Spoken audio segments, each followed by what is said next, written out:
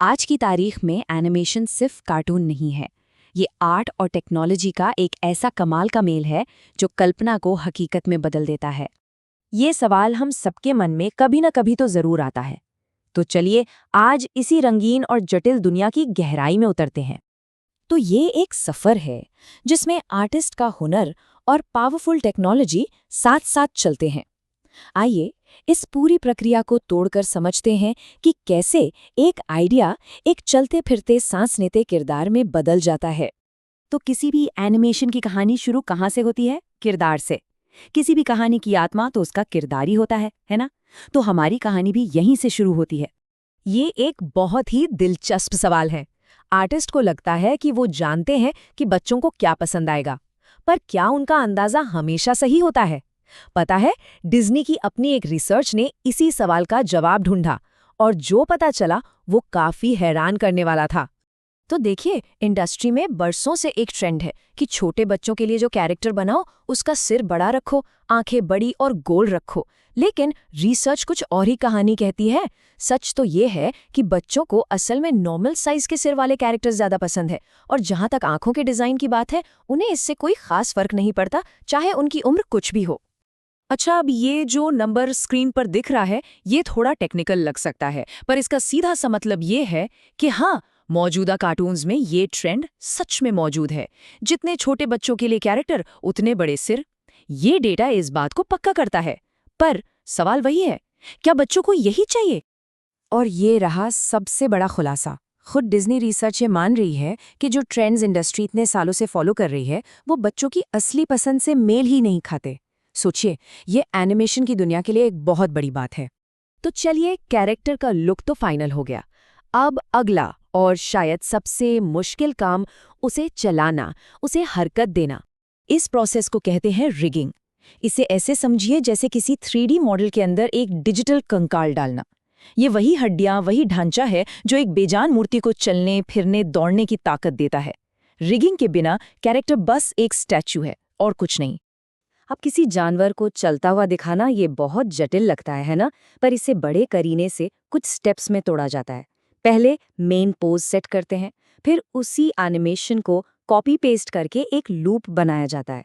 फिर पैरों को उठाने का मूवमेंट डालते हैं, उसको स्मूथ करते हैं, और आखिर में आगे और पीछे के पैरों की टाइमिंग में हल्का सा फर्क कर देते हैं, जिससे वो चाल एकदम असली लगे। है ना कला और तकनीक का बेहतरीन मेल? ठीक है, हमारा कैरेक्टर अब चल फिर रहा है, पर कहाँ? एक खाली जगह में तो नहीं। अब आती है बारी माहौल बनाने की, और इसमें सबसे बड़ा रोल है लाइटिंग का। ये सिर्फ रोशनी नहीं है, ये इमोशन है। सोचिए, एक ही सीन को आप सिर्फ लाइट बदलकर खुशहाल, डरावना या रोमांटिक बना सकते हैं। ये बिना बोले कहानी कहने का सबसे पावरफुल टूल है। और प्रोफेशनल लाइटिंग की एक सबसे बेसिक लेकिन जबरदस्त टेक्निक है 3 पॉइंट लाइटिंग। इसमें 3 लाइट होती हैं। एक की लाइट जो मेन सोर्स है, दूसरी फिल लाइट जो परछाइयों को थोड़ा सॉफ्ट करती है, और तीसरी बैक लाइट जो कैरेक्टर के पीछे से आती है और उसे बैकग्राउंड से अलग दिखाती है, एक 3D लुक देती है। और हर तरह की लाइट का अपना एक काम है। सॉफ्ट लाइटिंग सीन को शांत और सुंदर बनाती है। साइड से आने वाली लाइट ड्रामा क्रिएट करती है, और बाउंस लाइटिंग जो सीधे नहीं पड़ती, वो सीन को एक रियलिस्टिक और गहरा फील देती है। तो कैरेक्टर तैयार, मूवमेंट तैयार, लाइटिंग भी सेट। अब बारी है उन आखिरी जादुई छुअन की जो सीन में जान डाल देती हैं। डिटेल्स, इन्हीं से तो जादू होता है। जैसे किसी जानवर के बाल या फर, इसके लिए खास सॉफ्टवेयर होते हैं, जैसे माया का एक्सजेन। इनसे बालों की मोटाई, लंबाई सब कंट्रोल किया जाता है। फिर एक नॉइज इफेक्ट डालकर उन्हें थोड़ा नेचुरल, थोड़ा बिखरा हुआ दिखाया जाता है, और आखिर में रंग को कैरेक्टर से मैच किया जाता है। तब जाके वो फर असली लगता है। और अब आवाज, साउंड के बिना तो एनिमेशन एकदम अधूरा है। सोनिक लिबर्टी का कहना है कि एक फनी सीन के लिए सबसे जरूरी चीज है एक अपबीट, एक खुशनुमा धुन। पर एक मजेदार धुन बनती कैसे है? सोचिए, ज़ाइलोफोन की चंचल आवाज, मजाकिया अंदाज में बजता हुआ बेस गिटार, एक अजीब सी क्वर्की रिदम, और साथ में सीटी की धुन। ये सब चीजें जब मिलती हैं तो बनता है कॉमेडी का परफेक्ट साउंड ट्रैक। तो हमने कैरेक्टर बनाने से लेकर उसे फाइनल टच देने तक का पूरा सफर देखा। पर अब बात करते हैं भविष्य की, कि आज की टेक्नोलॉजी इस पूरी कला को कैसे बदल रही है। और सबसे बड़ी बात जानते हैं क्या है?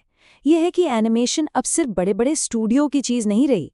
आज टेक्नोलॉजी ने ये पावरफुल टूल्स हर किसी के लिए, मतलब एक अकेले आर्टिस्ट के लिए भी उपलब्ध करा दिए हैं। एक इंसान पूरी दुनिया बना सकता है। और इसमें कुछ कमाल की टेक्नोलॉजी मदद कर रही है, जैसे प्रोसीजरल वर्कफ्लो, जिससे कंप्यूटर खुद ही जंगल या शहर जैसी जटिल चीजें बना लेता है। फिर है रियल टाइम रेंडरिंग, मतलब अब घंटों इंतजार नहीं करना पड़ता, जो बनाया वो तुरंत स्क्रीन पर दिखता है। और हाँ, एआई, जो लिप सिंकिंग जैसे मुश्किल कामों को ऑटोमेट कर रहा है, ताकि आर्टिस्ट सिर्फ क्रिएटिविटी पर फोकस कर सके। तो आखिर में सवाल ये उठता है कि जब कहानी कहने की ये ताकत हर किसी के हाथ में होगी, तो हमें कैसी कैसी नई दुनिया देखने को मिलेंगी, कौन सी नई कहानियां सामने आएंगी। भविष्य वाकई में बहुत दिलचस्प होने वाला है।